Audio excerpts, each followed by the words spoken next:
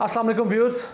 हुकूमत ने 25 रुपये बढ़ाकर आवाम पर पेट्रोल बम तो गिरा दिया है और दावे करती फिरती है जी कि पूरी दुनिया में कीमतें बढ़ी हैं। ये क्यों नहीं बताती कि पेट्रोल के 1 लीटर के ऊपर हुकूमत 44 रुपये टैक्स लेती है। जी हाँ, 44 रुपये। 46 रुपये 1 लीटर पेट्रोल हुकूमत को पड़ता है, उसके ऊपर 10 रुपये के अखराजात होते हैं। तमाम ट्रांसपोर्ट के डाल लें, कमिश्नर डाल लें, रिफाइनरीज डाल लें, 56 रुपये में 1 लीटर हुकूमत को पड़ता है। हुकूमत 100 रुपये का दे रही है, यानी 44 रुपये 1 लीटर का मुनाफा। और इसके बाद क्या कर रही है कि आप देखिए 70 करोड़ लीटर पेट्रोल पूरे पाकिस्तान में एक माह में इस्तेमाल होता है। इस 70 करोड़ लीटर को अगर आप मल्टीप्लाई कर लेंगे 44 रुपये फ़ी लीटर से, तो ये 30 अरब रुपये माहाना बनेगा और 360 अरब रुपये सालाना बनेगा। इसी के साथ साथ इतना ही तकरीबन डीजल इस्तेमाल होता है। इन दोनों को मिला लें तो 700 अरब रुपये अभी हुकूमत को सिर्फ पेट्रोल और डीजल से एक साल के दौरान इकट्ठा होगा। केरोसिन ऑयल मैंने नहीं डाला, इसी के साथ साथ लाइट डीजल ऑयल वो मैंने नहीं डाला इस कैलकुलेशन में। 700 अरब रुपया आवाम की जेब से निकाल कर हुकूमत अपनी जेब में डालती है। इसके लिए प्रेस कॉन्फ्रेंस क्यों नहीं करती? इसके लिए इमरान खान क्यों चुप है? आप चलते हैं आगे। एक और बहुत बड़ी करप्शन पाकिस्तान में हो रही है और गुज़िश्ता कम से कम 3 दिहाइयों से चलती आ रही है। वो है ईरान के बॉर्डर से पाकिस्तान में पेट्रोल डीजल ऑयल की स्मगलिंग। आप कहते होंगे स्मगलिंग होती कितने की होती है? पाकिस्तान को सालाना 110 अरब रुपए का नुकसान हो रहा है इस सिर्फ ऑयल की स्मगलिंग की वजह से।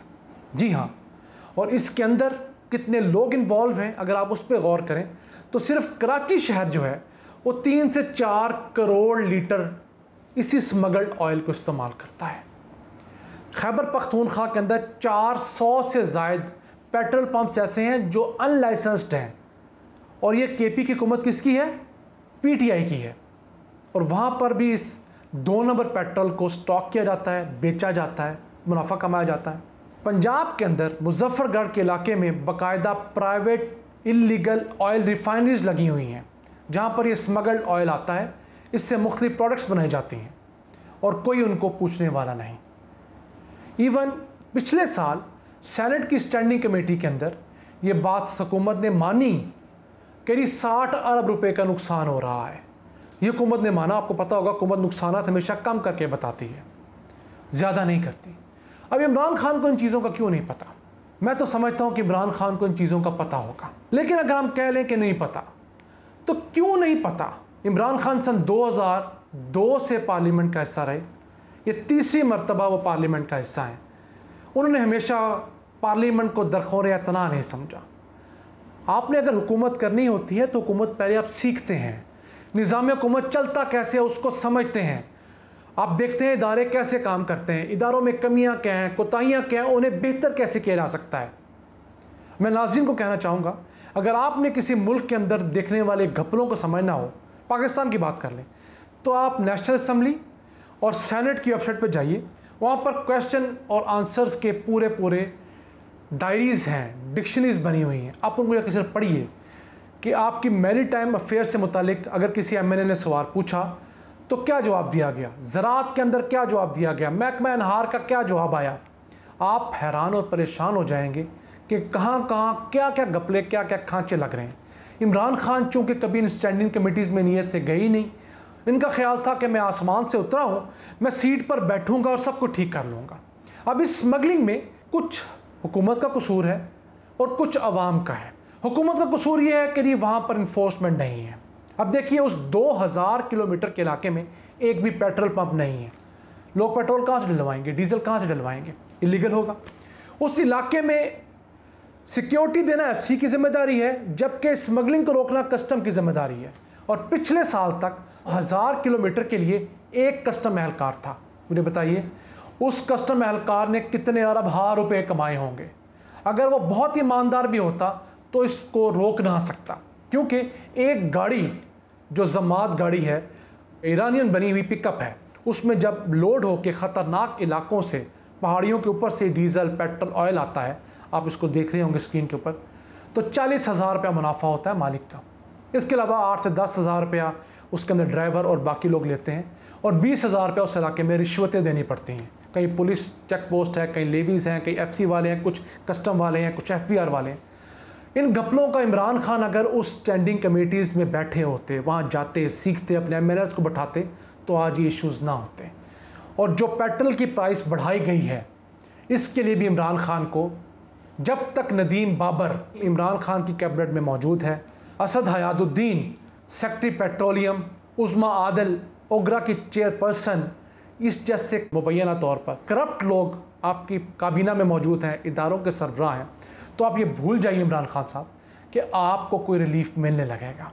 आपको चीज़ें खुद सीखनी होंगी, आपको उनके ऊपर खुद इम्प्लीमेंट करवाना होगा, और आपको रात तक बैठना होगा कि मैं यहाँ बैठा हूँ, मुझे इस चीज़ की रिपोर्ट ला के दी जाए और मैं आज रात एक्शन लेकर उठूँगा।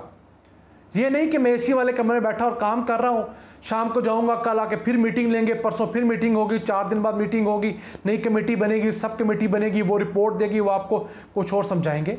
खुदारा अवाम पर रहम करें। और जहाँ तक आप कहते हैं मुकाबला करते हैं पाकिस्तान का इंडिया के साथ, तो जनाब पहले इंडिया के मुकाबले में अपना डॉलर लेके जाइए, अपनी मईशत उस मुकाबले में खड़ी कीजिए। वहाँ पर इतनी महंगाई नहीं है, वहाँ पर बाकी अशिया हमारी निस्बत सस्ती हैं, वहाँ की GDP हमसे बेहतर है, इसलिए वहाँ पर थोड़ा अगर पेट्रोल महंगा भी है तो उनकी अफोर्डेबिलिटी के अंदर आता है। आप अमीर का मुकाबला कम अमीर से नहीं कर सकते, ठीक है जी। आप एप्पल को ऑरेंज के साथ मुकाबला नहीं करवा सकते। यही मेरी गुजारिश है, और मैं आवाम को भी यही कहूँगा कि आप अंधाधुंध किसी को सपोर्ट करने की बजाय ऐसे गलत फैसलों को क्रिटिसाइज़ करें, ताकि उन तक ये खबर पहुँचे कि ये चीज़ें कैसी की गई हैं। ये ऑयल स्मगलिंग माफिया कितना तगड़ा है, इसकी मैं आपको एक मिसाल देता हूँ। RPO DG खान शेख उमर साहब थे, ईमानदार कॉम्पिटेंट ऑफिसर। उन्होंने इस ऑयल माफिया पर हाथ डाला, इनके टैंकर्स पकड़े, तो इन्होंने किस हद तक प्रेशराइज करवाया होगा। उस इलाके के हाईएस्ट मोस्ट कस्टम एहलकार इन्वॉल्व, जो हाईएस्ट मोस्ट सीट पर बैठी थी खातून, वो इस करप्शन में इन्वॉल्व थी।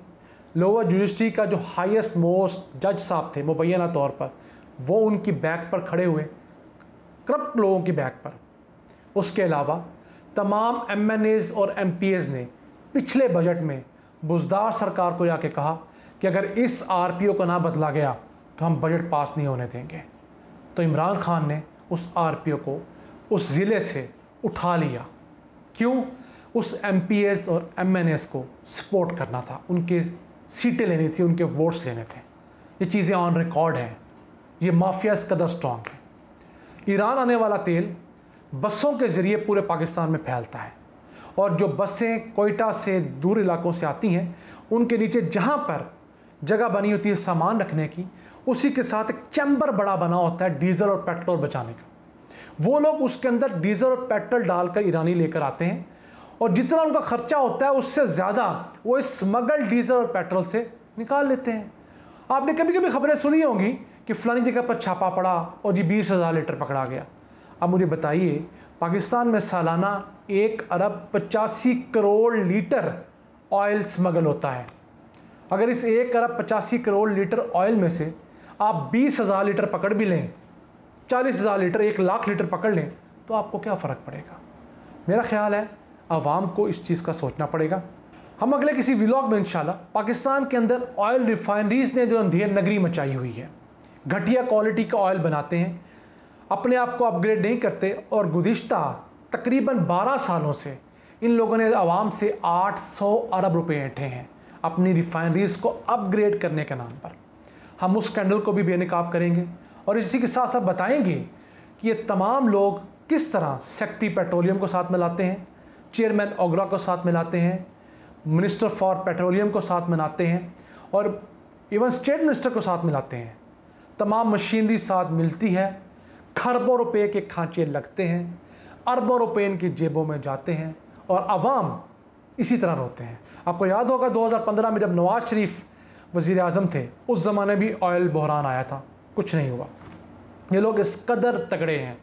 अब दोबारा आया है। अब हम देखते हैं कि इमरान खान जो माफिया से लड़ने का दावा करते हैं, किस हद तक इस माफिया के ख़िलाफ़ खड़े हो सकते हैं। किस हद तक इस माफिया से पैसे रिकवर करवा सकते हैं और क्या ऐसा कर सकते हैं कि इस निज़ाम को ठीक कर सकें। सवाल निज़ाम को ठीक करने का है। देखिए, पिछली दफ़ा पेट्रोल की प्राइस कम हुई तो लड़ाई शुरू हो गई। पेट्रोलियम डिवीजन ने कहा जी ओगरा का काम है और ओगरा ने कहा पेट्रोलियम में काम है, और इमरान खान इसमें डिसाइड ही नहीं कर सके। अब देखिए इनकम्पेटेंसी। इमरान खान को वहाँ पर इस मीटिंग को उस वक्त तक चलाना चाहिए था जब तक ये फैसला ना हो जाए कि दोनों में से किसका जुम्मा है, और जो ज़िम्मेदार होता उसको सज़ा दी जाती और उसके खिलाफ उसी महफिल में एक्शन लिया जाता, उसको FIA बुलाकर उसको गिरफ्तार करवाया जाता। फिर मैं देखता कि इस मुल्क में किस तरह अफसरान काम नहीं करते।